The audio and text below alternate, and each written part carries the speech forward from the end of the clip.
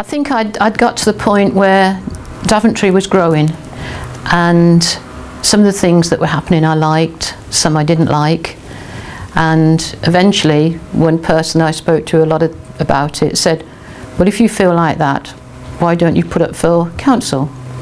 So I did with the town council, and I was successful, and I was on there about 5 years. The pinnacle of that being, although I hadn't been on there long, the other councillors proposed and voted me in to be town mayor. Because of that, I think, somebody else asked me if I would stand for councillor on Abbey South, which I did, and I'm very pleased to say I was successful with that. And I'm still here now. And now I've reached the pinnacle as far as I'm concerned by being the chairman.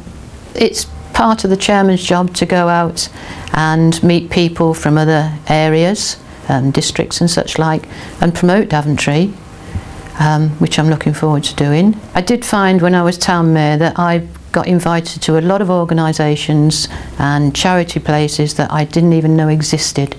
I'd love to think that that sort of thing would happen, but on a wider area. I'm going for Pete Spencer's Helping Hands Memorial Fund. The Helping Hands charity was established in 1980 by my dad, Pete Spencer, MBE. It was whilst he was working on the local newspaper, the Daventry Express, as a photographer, that he was introduced to a little boy called Danny. Danny was 7 years of age and had a disease that meant for every year of his life, his body aged approximately by 10.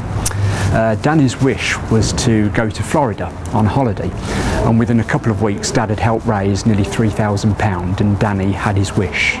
Unfortunately, Danny sadly died at the age of 12, but it made such an impression on Dad that Dad decided to devote the rest of his life to help local seriously and disabled children. So Helping Hands was born. In the early days it was very much for individuals' needs, and then it evolved to coach trips with various children with all sorts of disabilities, going off on day trips to the seaside, to Cadbury's World, to Legoland, and then the big trips to Euro Disney. Sadly, on the last trip, which was 2005, Dad died, but it was his wish that should anything happen to him, he wanted the charity to continue. And so to this day it has done. We changed the name of it to the Pete Spencer's Helping Hands Memorial Fund in memory of Dad.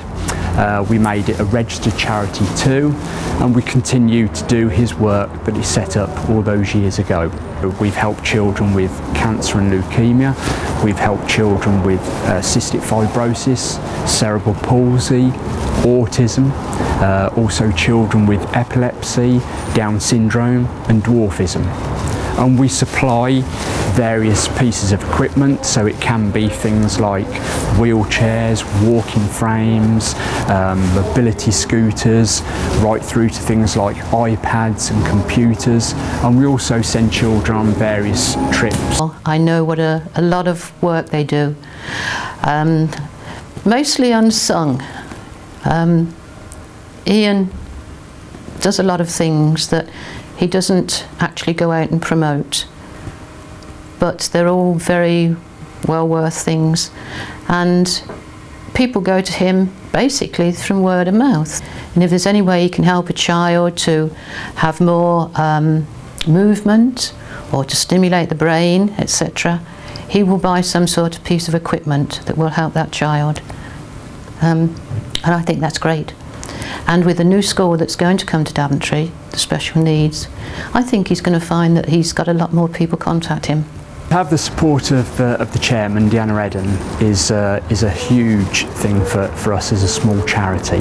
Although Dad was born and spent all his life in the village of Cllr, the town of Daventry was very important to him. Not only the town but the people in it. And so to have the support of the chairman would be a huge honour for Dad, as it is for us.